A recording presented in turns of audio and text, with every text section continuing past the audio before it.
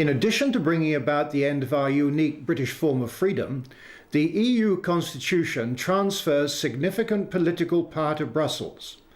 This, together with the combined losses brought about by the 5 treaties, means that the British people will no longer be free to govern themselves. We are close to the end game. But the EU Constitution, we were informed, could only be implemented if all 25 countries ratified it.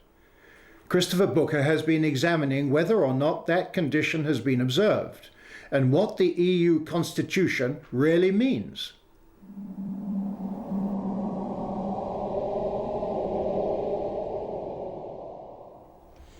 It was in the late 1990s that the political leaders of the European Union began to talk about the need to give Europe a constitution. For decades, they had been proceeding with their plan to assemble a supranational government for Europe by stealth. But they had got so far, they now felt, that concealment was no longer necessary. If the United States had a constitution, so should the new United States of Europe. In 2002, delegates from 25 countries met for 15 months in Brussels to draft the new constitution, very much guided by their chairman, Giscard d'Estaing, the former president of France. It then took their governments another year to agree on the final text, this huge document here. The original American Constitution had just 7 articles. This Constitution for Europe contains 448, which originally covered 800 pages. In some ways, this constitution is just another treaty because it incorporates all the earlier treaties, but it makes the intention to set up a European government much more obvious than ever before. It gives the European Union, the Union as they now call it, pretty well all the attributes of a fully fledged state, with its own flag, its own currency, its own foreign and defence policies, its own courts and legal officers, its own federal police force. It gives the Union for the first time its own legal personality, with the right to behave on the international stage just like any sovereign government. It recognises for the first time in a treaty the principle that the laws of the Union are superior in every respect to those made by national parliaments and courts. It marks a further massive handing over of powers from national governments to the central government in Brussels. It greatly extends the areas of life where Brussels has the power to dictate policies and laws. It also reduces almost to vanishing point the right of national governments to veto laws which they do not consider in their country's interests. It includes all the 54 articles of the so-called Charter of Fundamental Rights, the document which we were told by a British minister would have no more legal significance than a copy of the Sun newspaper or the Beano. What this document confirms, in short, is the desire to set up a supranational government which is not elected and which the peoples of Europe cannot call to account or dismiss.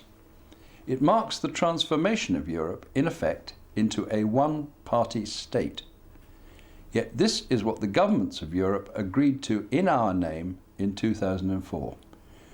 Only in 2005, when it was rejected by the voters of France and Holland, did the plan to impose this constitution on us all at last run into a mighty obstacle. For the moment, it has been put on ice, but there are plenty of people at the top in Europe who are looking for ways to bring it back onto the agenda. Meanwhile, they are already pushing ahead with many of its contents, from a European space programme to a common defence policy, just as if their constitution was already legally in force. They are not going to give up. The EU Constitution sweeps up those few areas of governmental power that still, just about, remain British. But what about our economy?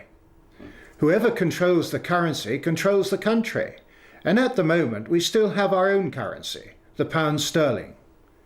Signing up to the EU Constitution would undoubtedly increase the pressure on Britain to enter the single currency. This would mean Britain's economy being controlled by the foreign bankers of the European Central Bank in Frankfurt. Ian Milne has been looking at EU economics.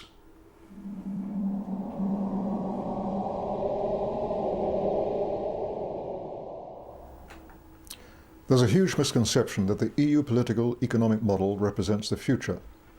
Big mistake. Let me explain. The EU model is copied nowhere in the developed world. The relatively few customs unions that do exist are in poor African and Latin American countries, former Soviet satellites, and some of the Gulf states. But outside Europe, no major industrial trading nation, not the USA, not Japan, not South Korea, not Singapore, not Australia, not Chile, has chosen to conduct its trade via an EU-type customs union and single market. Neither, and here's the killer fact, have tomorrow's economic giants, China and India. All have chosen user-friendly, light-touch, government-to-government arrangements. That's the future, trade-wise. The claim that the UK needs the EU for its trade and jobs is an empty one. Over 90% of the UK economy is not involved in exporting to the EU. The USA, not in the EU, sells more to the EU than the UK does, without paying a penny to Brussels or imposing 1 ounce of EU regulation on the US economy. The UK has a huge and growing deficit on its trade with continental Europe, and the cost of UK membership of the EU massively outweighs the benefit. British access to the 6% of the world's population living in the EU costs us a fortune. The Treasury hands over £250 million of our taxes to Brussels every single week. British access to the other 94% of the world's population outside the EU is free. The fact is, the EU is the past, invented in the 1950s to meet the failures of the 1930s. But in tomorrow's world, it'll soon be an irrelevance, overshadowed by the USA, China and India, all of which, as it happens, conduct their business in English. Those are the countries we have to be free to engage with, as equals, to build a better world in the 21st century. It's time this country got out and embraced the future.